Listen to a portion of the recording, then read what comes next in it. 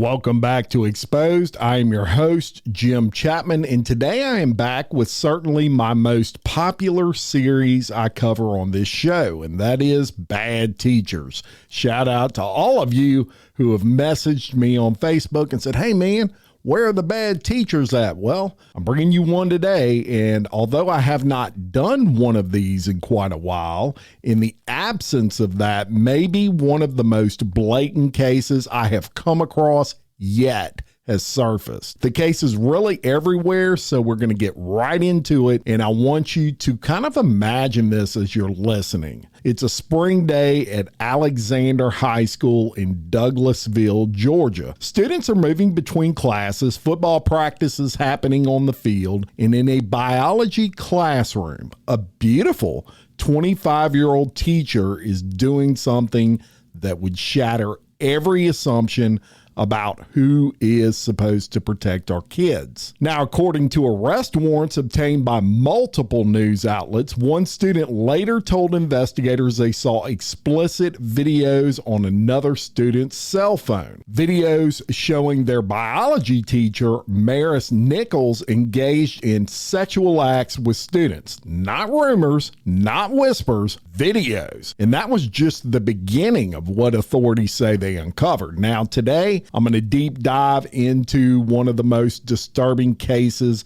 of educator misconduct to hit Georgia in recent memory. You've got a young teacher, a position of trust, multiple students, and a digital trail that investigators say led right to this chick's door. This is a story about how someone in a position of authority crossed every line, not only in classrooms, but in cars and through the phones that sat in students' pockets.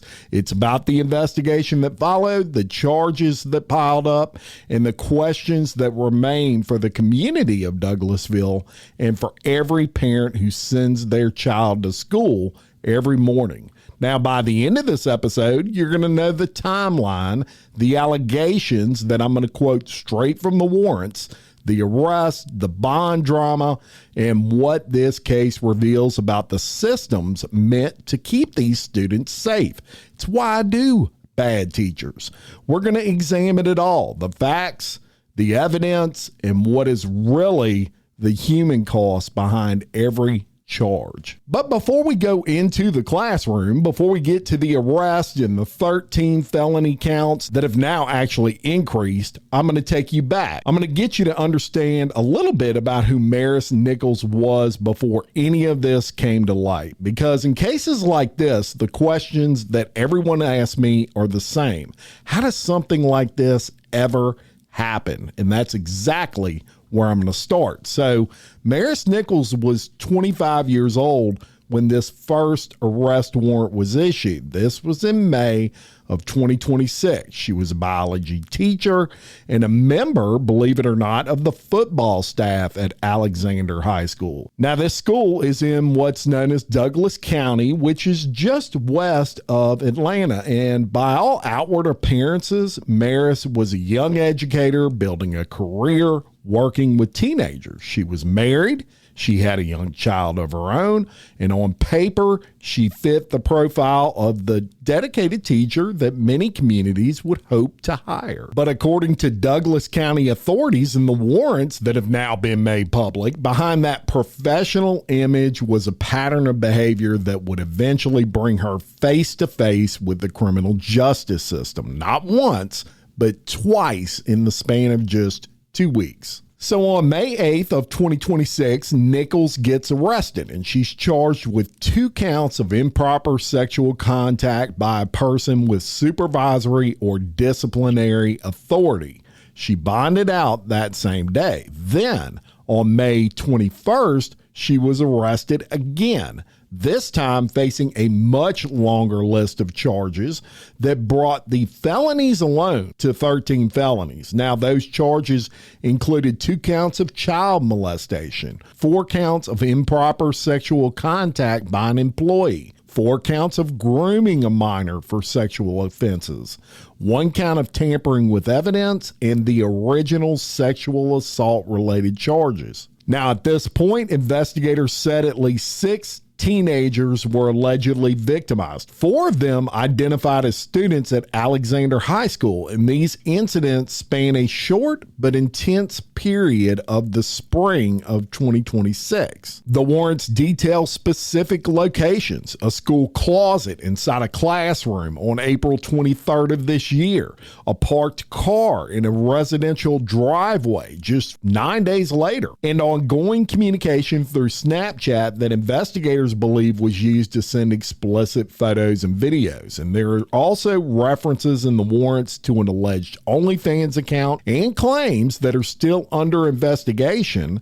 that some students may have found that OnlyFans account and attempted to use that information against her. Now, prosecutors later alleged Nichols violated her bond conditions dozens of times. Reports cite as many as 85 violations while under electronic monitoring or strict orders that included no internet and no social media access. Now, this is a heavy case. It's disturbing, and I want to be clear from the start and get the legalese out of the way. These are allegations. Maris Nichols has not been convicted of any crime as of the time we are recording this, and in this country, you're presumed innocent until proven guilty in a court of law. But those warrants, those charges, the digital evidence investigators collected, and the statements from authorities paint a picture that demands a full deep dive, and that's what we're going to do here. And I'm going to walk you through this story chronologically from what we know about her early life and path into education, through her time at Alexander High School,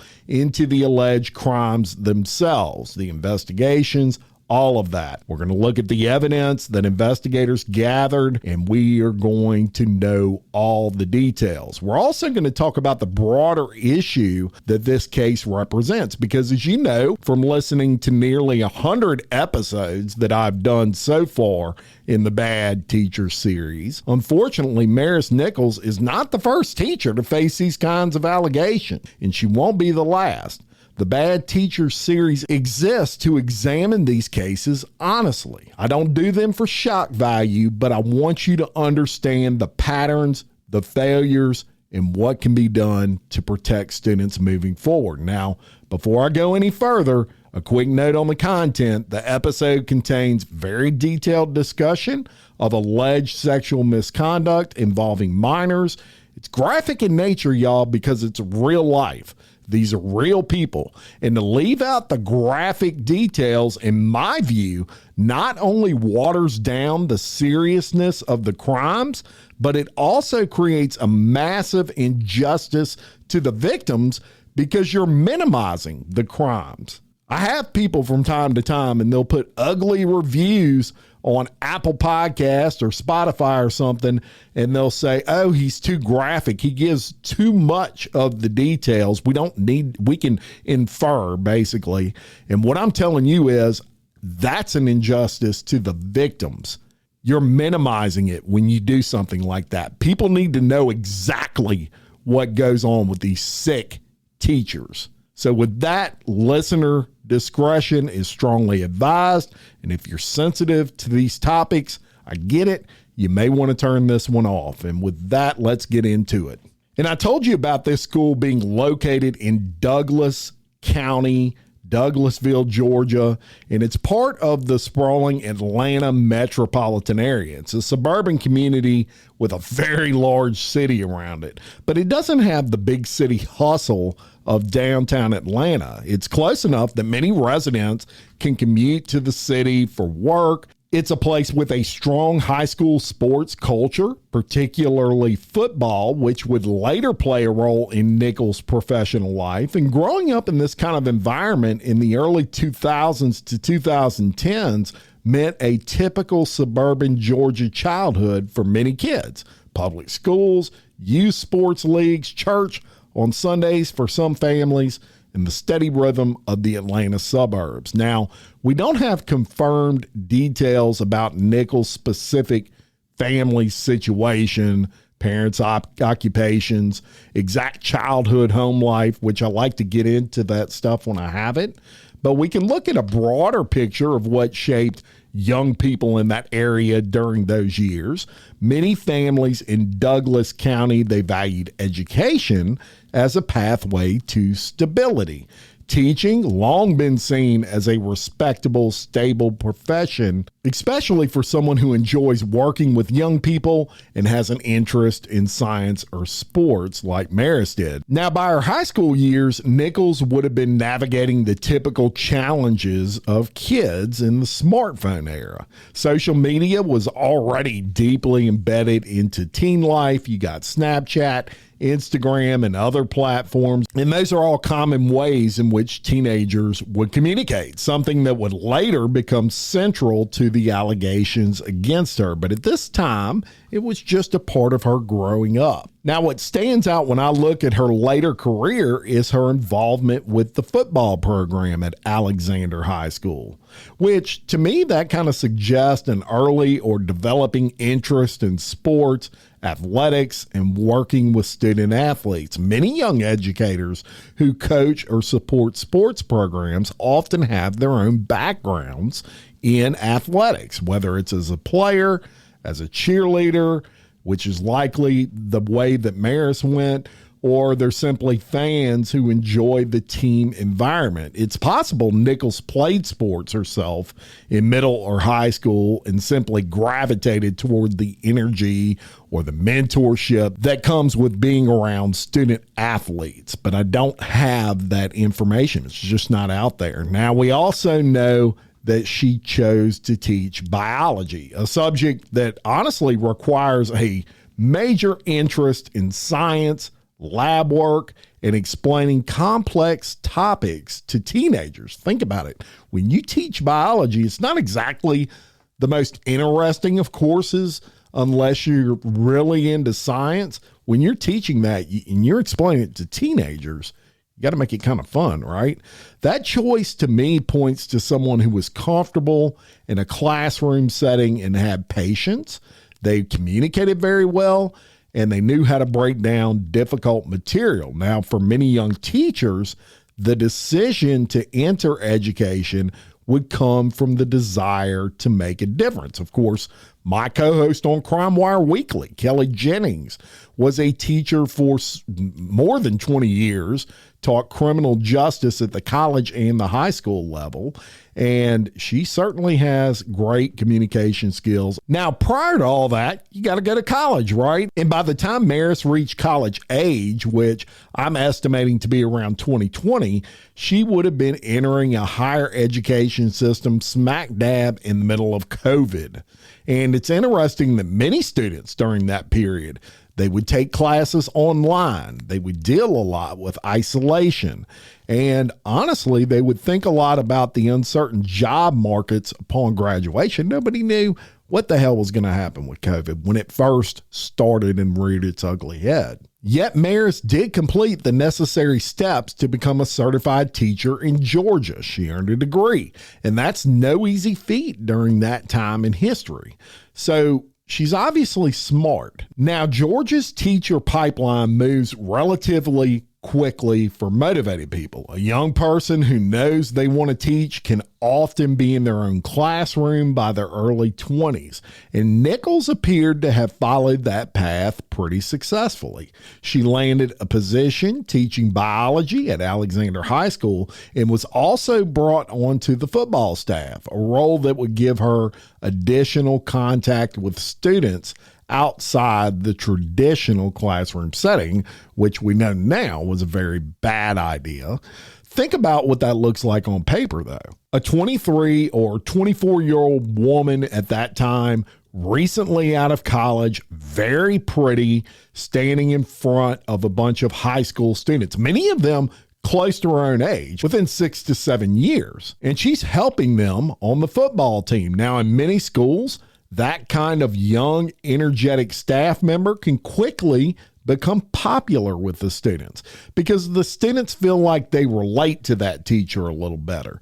They understand the current slang, these 25-year-old teachers, the social media trends, the pressures that teenagers are facing as they graduate. And that relatability, it can be a strength in education, but in the wrong hands with the wrong teacher, it can also blur professional boundaries. Now, as much as I've dug into this one, I don't have public statements from former classmates or teachers or coaches describing Nichols either as a student or a young adult. No glowing profiles or warning signs have surfaced in the reporting thus far. So what we have is a young woman who, by all outward appearances, was doing what thousands of other young educators do every year in Georgia, showing up and teaching her subject.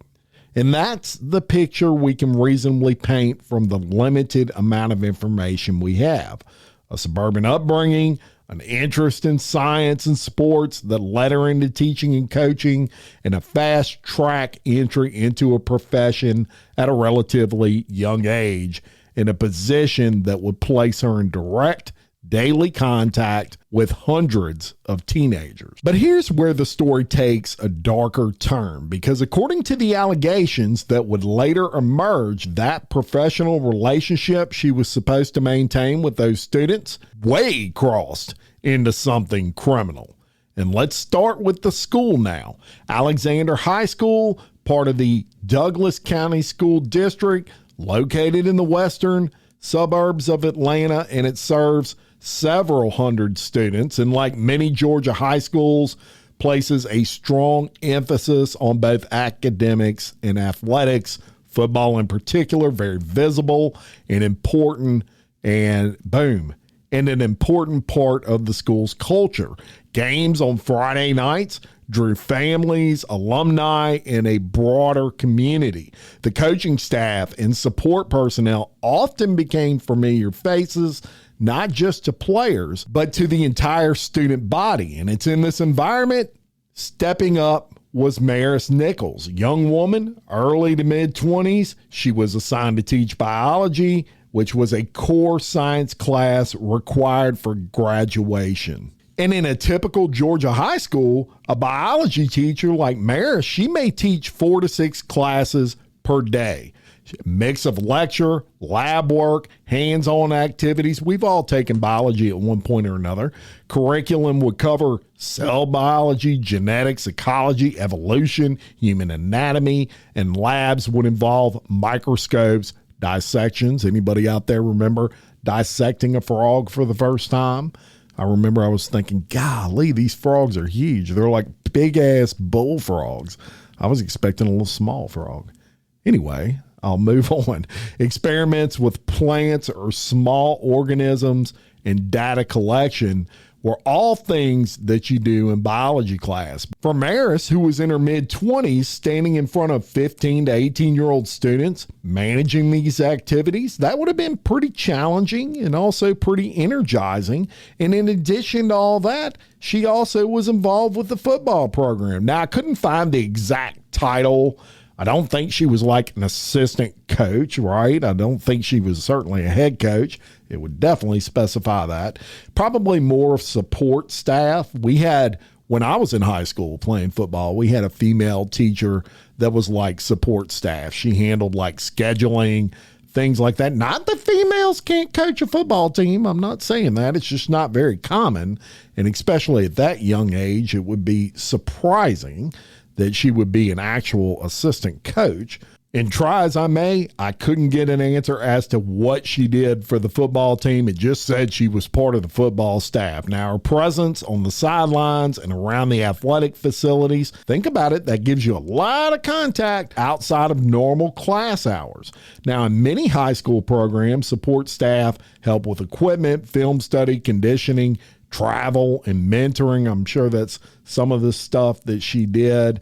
And this role would also naturally create additional opportunities for one-on-one interactions, conversations in the weight room or on the bus, and a different kind of relationship than a typical teacher-student dynamic in a classroom. And that's important. And I've tried to imagine kind of a typical day for someone in her position and what that might look like. She would arrive at school early, planning morning duties. She would teach biology classes throughout the day, labs scheduled for certain periods. She would eat lunch in the faculty lounge, sometimes with other staff inside that lounge, and then she'd transition after the final bell to football-related activity. Practices would often run from mid-afternoon into early evening. For me personally, and I'm sure that's what was the case there, there might be film sessions, weight training, meeting with players, and on game days, the entire rhythm of the school changes, right? You got pep rallies, early dismissals if you're traveling for a game and you're a player, and heightened energy really throughout the school. So for a young staff member, that role can be pretty attractive. It would keep them connected to the energy of high school life. It would allow them to build relationships with students in multiple settings. And many young teachers and coaches describe the athletic side of their job as the part that makes the long hours worthwhile. They get to see students succeed on the field. They help them develop discipline and teamwork, and they sometimes serve as kind of informal mentors when personal issues arrive. Now, in a school the size of Alexander High School, staff members who are involved in athletics often become well known across the student body, as you might expect. We knew all our coaches in high school. Think back to your days. Those were the coolest of the teachers, right? Nothing different here.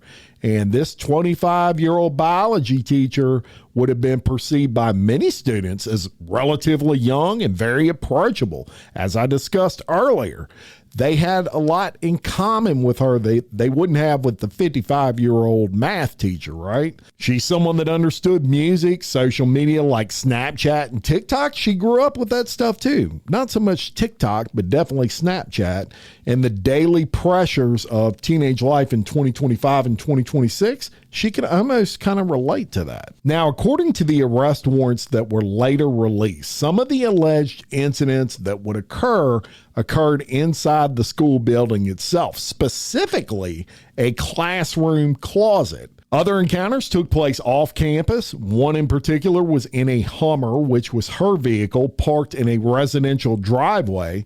And the warrants also reference extensive use of Snapchat for communication, including the alleged sending of explicit photos and videos. Now, these details suggest that any misconduct was not happening in plain view during regular class or practice time, but rather in moments when students and staff could be alone or communicate privately through personal cell phones. In the spring semester of 2026 appears to have been when this activity escalated or when it came to light. Warrants reference specific dates in April and early May. One alleged incident is described as occurring on April 23rd, as I told you, inside a school closet, and another is regarding that Hummer, and that occurred May 2nd.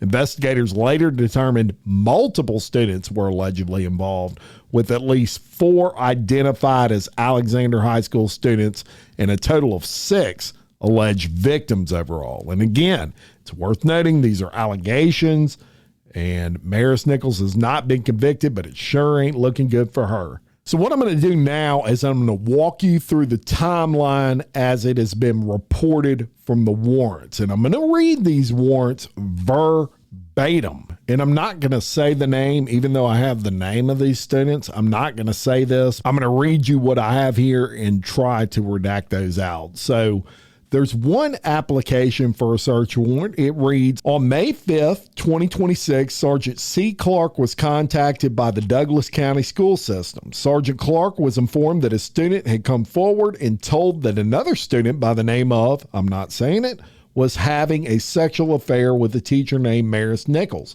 That student went on to say she saw videos on this student's phone of Miss Nichols and the student in a vehicle having sex, and also a separate video of them having sex in a closet at the school.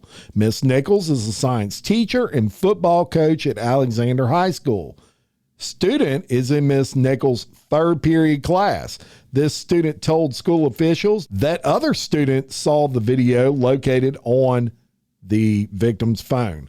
This student wrote out a handwritten statement stating what she had seen. Miss Nichols did not attend school today. Victim has since been interviewed at the Douglas County Sheriff's Office and has confirmed he and Miss Nichols did in fact engage in sexual contact with Miss Nichols once in her vehicle, a dark colored Hummer H2 SUV in the back seat, and once at Alexander High School in the closet in her classroom. On May 6, after viewing the download of the victim's cell phone, it is noted there are multiple videos stored on the phone showing the victim and Maris engaged in sexual intercourse.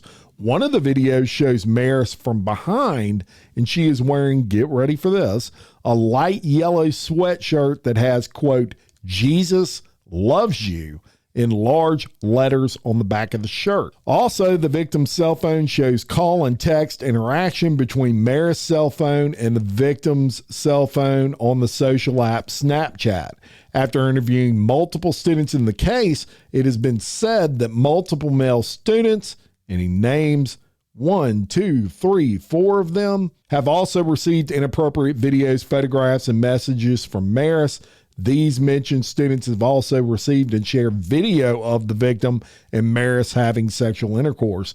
For the above reasons, the affiant has probable cause to get a search warrant, basically. So that is search warrant number 1. And then another search warrant comes back and it basically restates the same thing, but it adds to it. It says on May 7th of 2026, it was learned that Maris's cousin, I'm not going to name that person, had a cell phone that had once recently belonged to Maris. This cousin was using the cell phone currently, and her mother had put that phone on her plan. Recently, Maris's mother had been reaching out to the cousin's mother. So basically Maris's mother was reaching out to her sister to get that phone returned. But the cousin's mother, the sister of Maris's mother, she wanted to turn that phone over to the sheriff's office. She was afraid any evidence would be destroyed if the phone was returned to Maris's mother, which is probably pretty good thinking there. And it goes on to say also on May 7th of 2026, it was learned another student, we'll call him student 2, had also received nude photographs of Miss Nichols and had inappropriate conversation with Miss Nichols. On May 11th of 2026, another victim, we'll call him victim 3, came forward who alleged he had also had sex with Maris at a golf course in St. Andrews Golf Community inside Douglas County. This was on May 2nd that he had sex with her. And this victim number 3 also claims there are messages between him and Maris that took place on Snapchat. Throughout the investigation, it has been said repeatedly on social media apps that the victims in this case were blackmailing Maris by threatening to expose her OnlyFans account in return for good grades in her class. During the course of the investigation, multiple interviews have been conducted with individuals associated with Maris. It had been learned that Maris had been admitted to Tanner facilities due to behavior issues, possible alcoholism, and mental health issues believed to be associated with sexual deviant behavior on at least 2 separate occasions. And that's huge. You got a teacher who had been admitted apparently to a mental hospital for sexually deviant behavior prior to any of this coming out, right? At this time, it is unknown the dates and durations of these visits. Affiant has probable cause to believe medical records pertaining to the visits bear valuable information for the furtherance of the case. And so that's what they were seeking here. So we'll move on, and I've got several arrest warrants. Those were search warrants. These are arrest warrants. And we're going to take these in order. The first one says between the dates of January 1st at 12 a.m. and April 30th at 12 a.m., said accused, and the accused is obviously Maris, did commit the offense of grooming a minor for sexual offense by knowingly engaging in a pattern of conduct or communication through a third party, meaning through the use of electronic devices like a cell phone. And it says did show naked pictures and videos of herself to a victim. And that victim, who is female in this case, y'all, that victim and Maris, the teacher, watched 50 Shades of Grey movies and talked about different types of clitoris. Oh my. And it gets even more disturbing with affidavit for arrest number 2, where it says that female victim was a child under 16 years of age, and that Maris did show nude photographs of herself naked and videos of her in the shower with her husband, showing only herself fully naked to the victim child. Another warrant says between the dates of April 20th and May 5th of 2026, a male victim did engage in sexual conduct with Maris Nichols and did send nude pictures of herself, meaning Maris Nichols, to this victim, who is a student in her 4th period class at Alexander High School. Another warrant says, this one goes from April 20th to May 5th. Maris Nichols did send nude pictures of herself and live videos of herself masturbating with sex toys to another male victim who is a student at Alexander High School.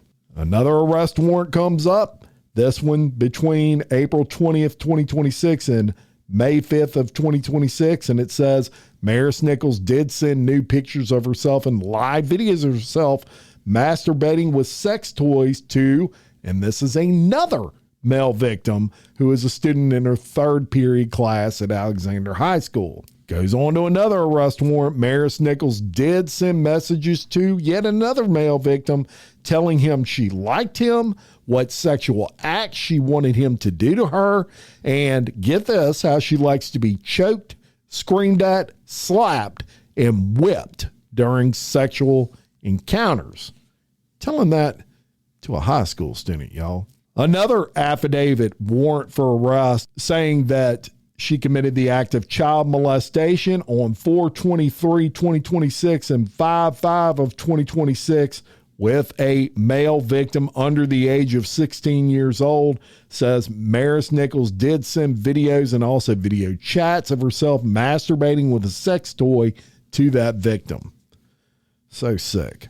Yet another arrest warrant, 4/23 of 2026. This incident allegedly occurred. It said Maris Nichols, who is a teacher at Alexander High School, did engage with sexual intercourse in a closet that is shared between her classroom and another classroom. So you could open that closet from both sides. Imagine if another teacher would have opened that with a victim, I'm not going to say his name, who is a student at Nichols' 3rd period class. Yet another warrant says Maris Nichols did send messages to a victim telling him she liked him, what sexual acts she wanted him to do to her, and how she liked to be choked, screamed at, slapped, and whipped.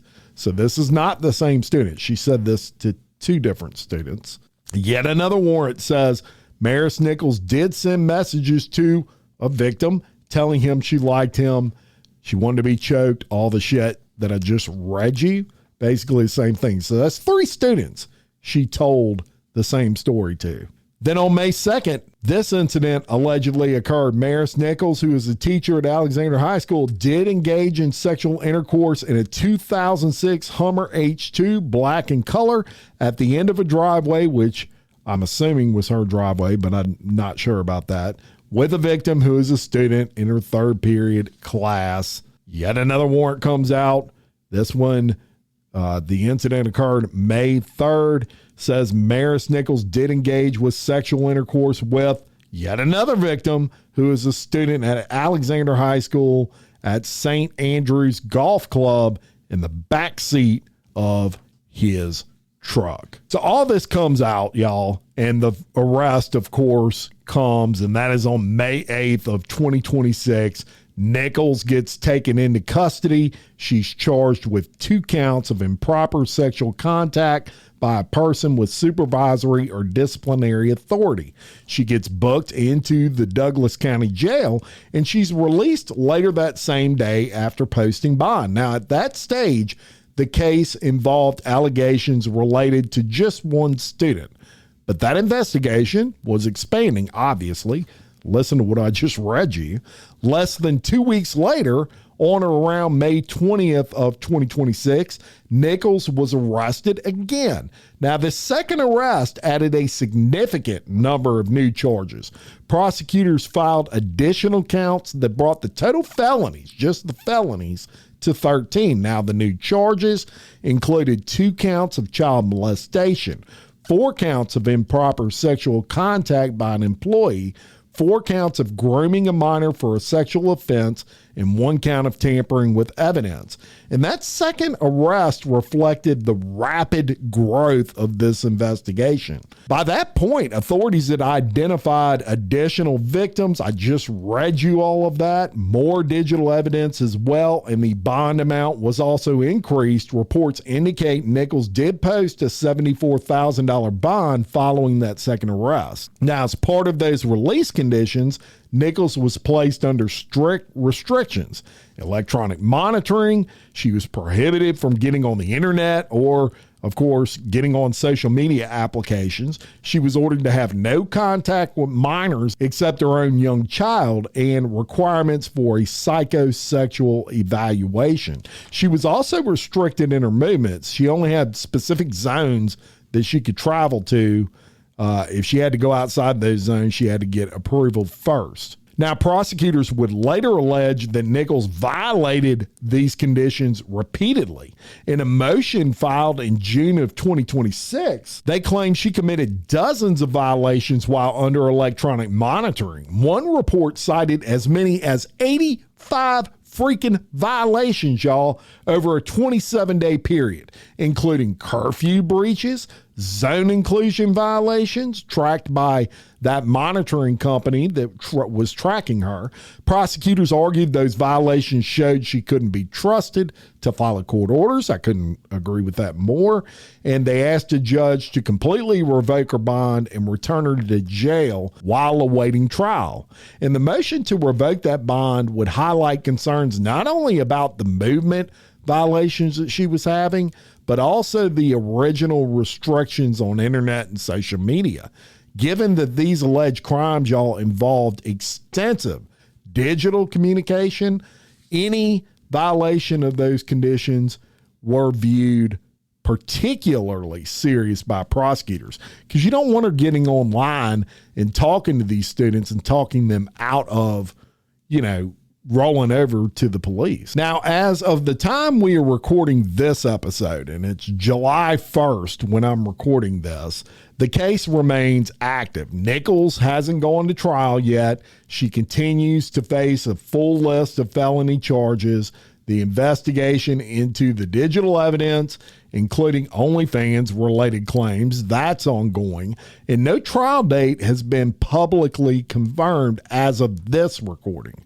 But what does this case tell us? Well, first and foremost, it reminds us that bad teachers don't always fit the stereotype of older, long-term employees with a hidden past. As a matter of fact, quite the contrary. These young teachers are freaking wilding out. Maris Nichols was only 25 years old. Remember that. She was relatively new to the profession. She was someone who on paper should have been in the early hopeful stage of her career, building a career up. She's got a young kid and a husband. And that's what makes this case particularly disturbing for me. It shows that age and inexperience do not automatically protect students. In fact, a young staff member who is close in age to the students can sometimes create a false sense of peer level connection, right? We've talked about that today, and that makes grooming easier. And second, the case highlights the dangers of blurred boundaries in schools, especially in athletics, when a teacher also works closely with student athletes on a field. Now, lastly, this case raises important questions about oversight and accountability in our schools. How do we better protect students from adults in positions of power? How do we ensure that young teachers receive proper training on professional boundaries? Now, I don't think training plays a huge role. I think explaining what boundaries are between students and teachers is important, but I think a freaking teacher has enough common sense to know you're not supposed to screw a student. I don't think that's too hard to wrap your freaking brain around. But regardless, no easy questions are out there and there are no simple answers out there. But they are questions every school district, every administrator, every parent should be asking because accountability matters. Boundaries matter. Speaking up when something is wrong, that's what matters most of all. Now, obviously, this is not the end of Maris Nichols' story. The legal process is going to continue, and we'll likely learn more about this case as it moves through the justice system. And if there are significant updates, a trial date, plea, verdict, all that stuff, of course, I will keep you posted. Now, if you like to support what I do here on Exposed and get access to ad-free episodes, bonus content, early releases, and more, join me and my peeps on Patreon at patreon.com/exposed podcast files. I could not do this freaking podcast without the love and support of those who join the Patreon. They make this show run. It simply is too expensive to run this show without their help, but I need more Patreon members desperately. I promise you're going to get your money's worth. So check us out, patreon.com/exposed podcast files. Thank you so much for listening. And until next time, for Exposed, I'm your host, Jim Chapman. Much love.